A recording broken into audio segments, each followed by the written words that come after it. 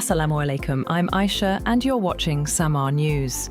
Here are today's headlines.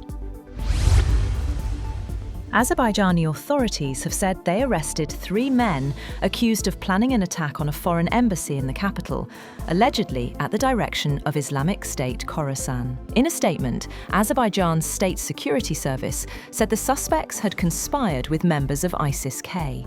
They allegedly obtained weapons and were preparing to carry out an attack on a foreign diplomatic mission in Baku. Security forces arrested the men before the plan could be executed. Saudi Arabia has suspended planned construction of a colossal cube-shaped skyscraper at the centre of a downtown development in Riyadh, while it reassesses the project's financing and feasibility. The Mukaab, at the centre of Riyadh's new Mukaab development, is the latest fantastical gigaproject linked to Saudi's Vision 2030 to be curtailed or delayed as the kingdom's $925 billion sovereign wealth fund scales back ambitions to manage costs and prioritise spending. Chinese President Xi Jinping has called on China and Finland to uphold a UN-centred international system and advance a multipolar world, while urging Helsinki to play a constructive role in promoting stable China-EU relations. During talks with Finnish Prime Minister Petteri Orpo in Beijing, Xi also highlighted cooperation in energy transition, agriculture and forestry, as Arctic security and emerging trade routes grow in strategic importance for Finland, NATO and China.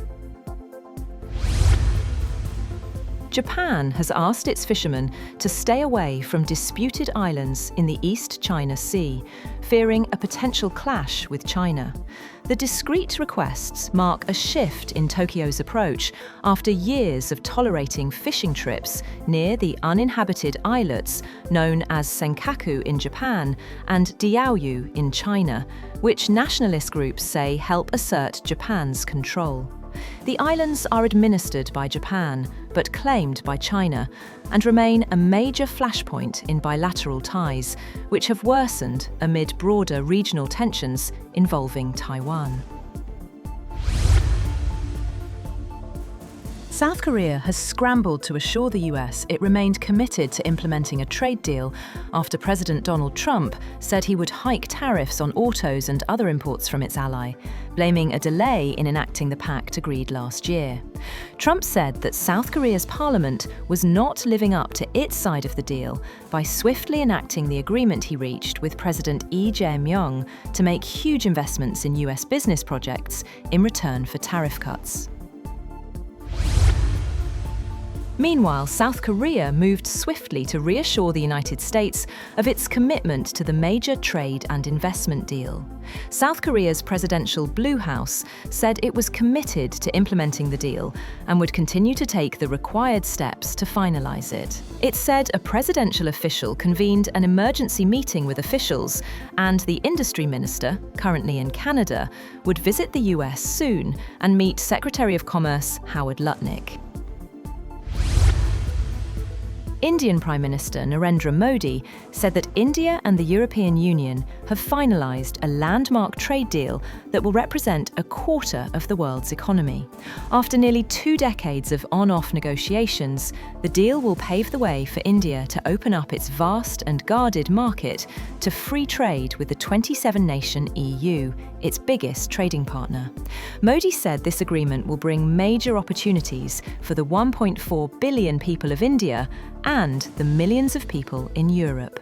He added that the agreement represents 25% of global GDP and 1/3 of global trade. France's National Assembly has backed legislation to ban children under 15 years old from social media on Monday, amid growing concerns about online bullying and mental health risks.